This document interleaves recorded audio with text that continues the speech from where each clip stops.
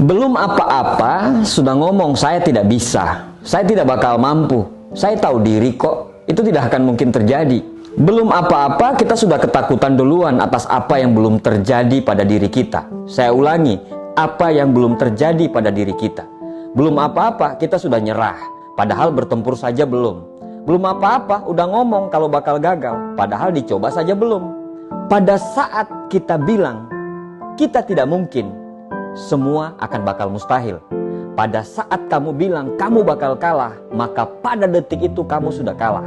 Pada saat kamu bilang kamu akan gagal, ya kamu sudah gagal. Karena kita akan menjadi apa yang kita pikirkan. Akhirnya hidup kita tidak akan kemana-mana, di situ-situ saja. Mau berbuat sesuatu sudah mikir duluan, kayaknya tidak bisa, kayaknya tidak mungkin, susah kayaknya. Ada sebuah cerita yang begitu sangat menginspirasi tentang ketidakmungkinan menjadi mungkin. Sampai pada pertengahan abad 20, para ilmuwan, dokter, atlet, dan pelatih percaya bahwa tidak akan mungkin bagi manusia untuk berlari 1 mil dalam jangka waktu kurang dari 4 menit. Menurut pengetahuan konvensional, secara fisiologis tubuh manusia nggak bakal sanggup untuk berlari secepat dan sehebat itu. Struktur tulang manusia tidak bakal menunjang. Hambatan angin itu terlalu besar, kekuatan paru-paru itu tidak memadai. Sistem jantung juga akan kolaps sebelum batas 4 menit dicapai.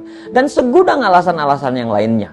Kemudian ada satu individu, seorang diri yang membuktikan bahwa para ilmuwan, dokter, pelatih, atlet, serta jutaan pelari yang sebelumnya telah mencoba dan gagal salah tentang pendapat mereka. Pada tanggal 6 Mei 1954, ya, individu itu bernama Roger Bannister, berlari sejauh 1 mil kurun waktu 3 menit 59,4 detik. Dia menembus batas 4 menit itu karena ia percaya dan ia yakin bahwa ia akan bisa. Dan anehnya, setelah dia berhasil melakukannya, berbondong-bondong orang percaya bahwa hal tersebut itu bisa terjadi. Pada tahun tersebut, setelah Roger Bannister menembus batas 1 mil dalam kurang dari 4 menit, 37 pelari lainnya menembus batas itu juga. Pada tahun berikutnya, 300 pelari bisa menembus batas tersebut. Kini, setelah satu orang berhasil melakukannya, telah ribuan orang yang dapat berlari 1 mil dalam waktu kurang dari 4 menit. Apa yang menyebabkan itu terjadi? Tidak ada terobosan besar dalam bentuk latihan. Tidak ada yang bisa menemukan bagaimana cara melawan hambatan angin. Struktur tulang dan fisiologi manusia tidak mengalami perubahan dan kemajuan secara tiba-tiba.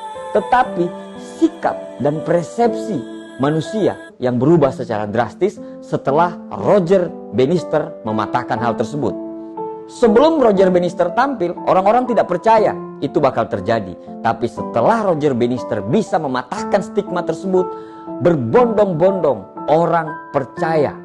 Orang yang tadinya negatif dan berkata tidak mungkin, setelah melihat Roger Bannister mematahkan stigma tersebut, akhirnya semua orang percaya bahwa itu akan terjadi. Kejayaan hanya diperoleh oleh orang-orang yang berani berbuat, berani menobrak kekanan mental, dan mampu membuktikan bahwa dia berada di track yang benar, serta sanggup menunjukkan pada dunia. Musuh terbesar kita sebenarnya bukan orang lain, melainkan musuh terbesar itu adalah mengalahkan ketakutan yang ada pada diri kita.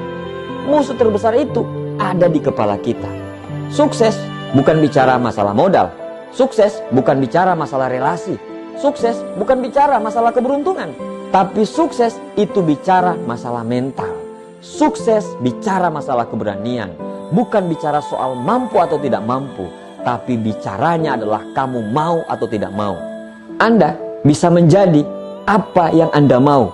Yang penting Anda pikirkan. Mental block terjadi karena rasa trauma. Mental block terjadi karena lingkungan. Kalahkan mental block itu, karena mental block itu adalah musuh sebenarnya kita. Kalau Anda sudah mengalahkan mental block, Anda bisa menjadi apa yang Anda mau. Kalau ada satu orang di planet ini yang bisa melakukannya, insya Allah kita semua pasti bisa. Selamat berjuang, sukses buat kita semuanya.